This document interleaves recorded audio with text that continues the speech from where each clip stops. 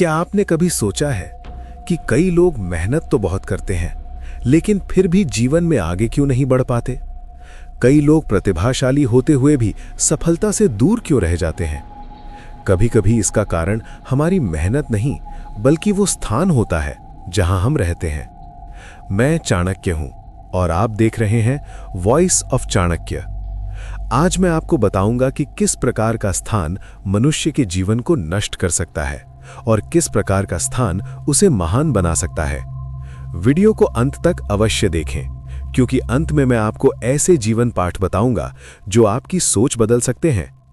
अगर आप जीवन में बुद्धिमान बनना चाहते हैं तो अभी सब्सक्राइब, लाइक और कमेंट में चाणक्य जरूर करें। यस्मिन् देशे न सम्मानो न वृत्तिर् न च बांधवा न च विद्या गमो अप्यस्ति वासस्तत्र न कारयेत। जिस देश या स्थान पर सम्मान न मिले, आजीविका का साधन न हो, अपने लोग या मित्र न हो और शिक्षा प्राप्त करने का कोई साधन न हो, ऐसे स्थान पर कभी नहीं रहना चाहिए। मनुष्य केवल भोजन के लिए नहीं जीता, उसे सम्मान भी चाहिए, रोजगार भी चाहिए और सीखने का अवसर भी चाहिए। यदि कोई व्यक्ति ऐसे स्थान पर रहता है जहां उसकी प्रतिभा की कद्र नहीं होती, तो धीरे धीरे उसका आत्मविश्वास समाप्त हो जाता है। मेरे समय में भी कई प्रतिभाशाली युवक गलत स्थानों पर रहने के कारण अपनी क्षमता का उपयोग नहीं कर पाए। इसलिए बुद्धिमान व्यक्ति हमेशा अपने विकास के लिए सही वातावरण चुनता है। धनिकः श्रोत्रियो राजा नदी वैद्यस्तु पंचमः पंच यत्र न विद्यन्ते न तत्र दिवसे वसेत। जिस स्थान पर धनी व्यक्ति न हो, विद्वान न हो, राजा या शासन न हो, वैद्य या चिकित्सक न हो और पास में नदी या जल का स्रोत न हो, ऐसे स्थान पर एक दिन भी नहीं रहना चाहिए। आचार्य चाणक्य कहते हैं, इन 5 चीजों के बिना समाज अधूरा है। धनवान व्यक्ति संकट के समय सहायता कर सकता है, विद्वान समाज को ज्ञान देता है, राजा या सरकार व्यवस्था बनाए रखती है, वैद्य जीवन बचाता है और जल जीवन का आधार है।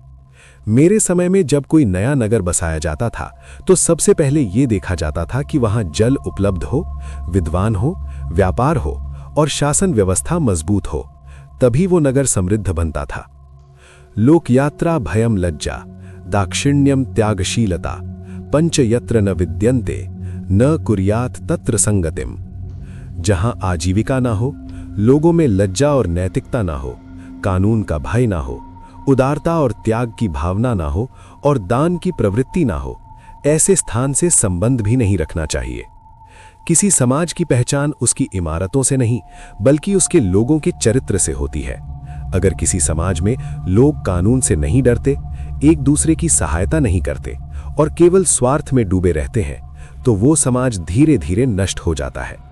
मेरे समय में भी ऐसे कई नगर थे जहां लोगों में न तो नैतिकता थी और न ही परोपकार की भावना। कुछ ही वर्षों में वे नगर उजड़ गए। मौर्य काल में एक नगर था जहां व्यापार बहुत था, लेकिन वहां के लोग स्वार्थी थे, कोई किसी की सहायता नहीं करता था।